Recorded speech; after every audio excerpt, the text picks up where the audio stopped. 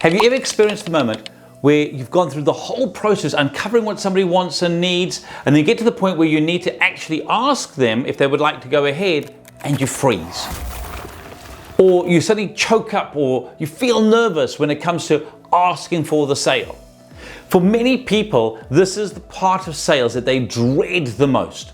And what we want to cover off in this little snippet over here is how to help you move past that block and to understanding that the close comes long before the question's actually asked.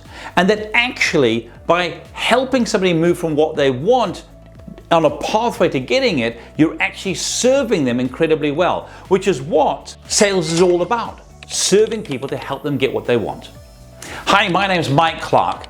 I've been training businesses for over a decade and a half around the world, and we've put together this 5-part blueprint to help people in sales.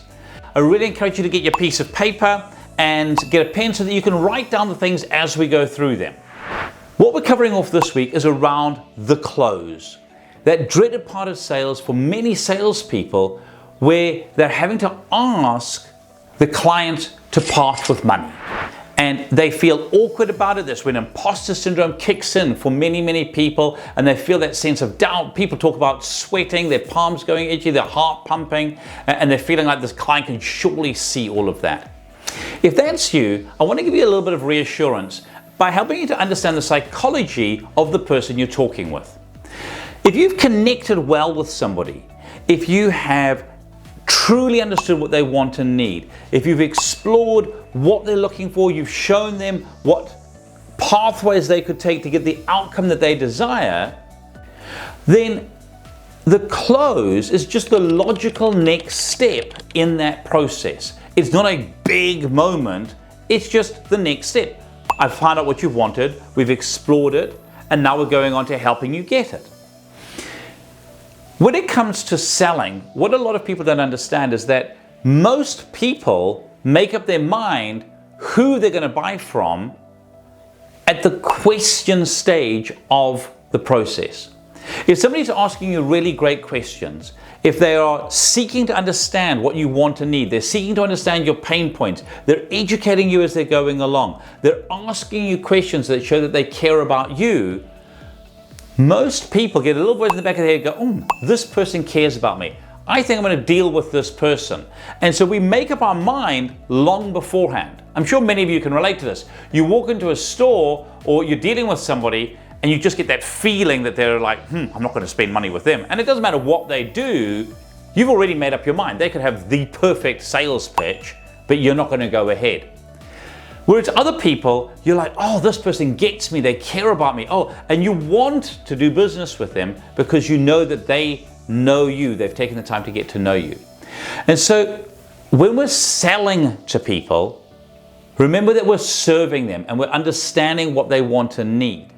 So asking great questions and having mini closes to make sure you're on the same page. Does that sound right? Are you happy with that? Did I understand you correctly with that? Oh, tell me a little bit more about that. I'm wondering about this over here. Could you expand on that? As you start to do little mini check-ins with people, you're doing mini closes. So if we can do this, then that would be able to do that for you. Does that sound like what you're looking for? And as people go, oh yes, that is what I'm looking for. Yes, that is what it is. Oh yes, that does sound like what I want. Then the next natural yes, when you go, oh, would you like to go ahead? It's like, yes, because you've shown me that this is the pathway to get there. Do make sure you write down some mini closes that you can use and practice. Sometimes when you ask a client if they'd like to go ahead, they're going to have a little bit of pushback. This just means that there was a question they had in mind that you didn't uncover, or they've got a little niggle that you just need to help them to settle down. The key thing is to understand, if they go, oh, I'd like to think about it, go, great. What is it specifically that you would like to think about? Is there any additional information I can give you that would help make the thinking process better or easier for you? If people go, oh, the price is a little bit more than I was expecting, seek to understand. Go, great, what were you expecting? Can you see the value on this? Do you understand how you will get a return on investment from it? I remember once really wondering about a purchase that was quite expensive, and I'd been back a couple of times and I was dithering, and the person behind the counter said, what's stopping you going ahead?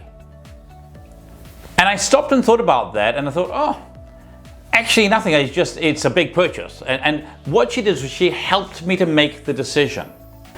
And I encourage you to understand that when people are looking at it, particularly if it's a significant investment for them, that if you can serve them and help them to achieve the outcome, it will make the world of difference. When you close with confidence, it helps you to build relationships with your clients that can lead to future sales. Because remember, it's not just the one-off sale in front of you. For many of you watching this, there's going to be a lifetime value of that client, both in terms of what they spend with you and the people that they refer to you.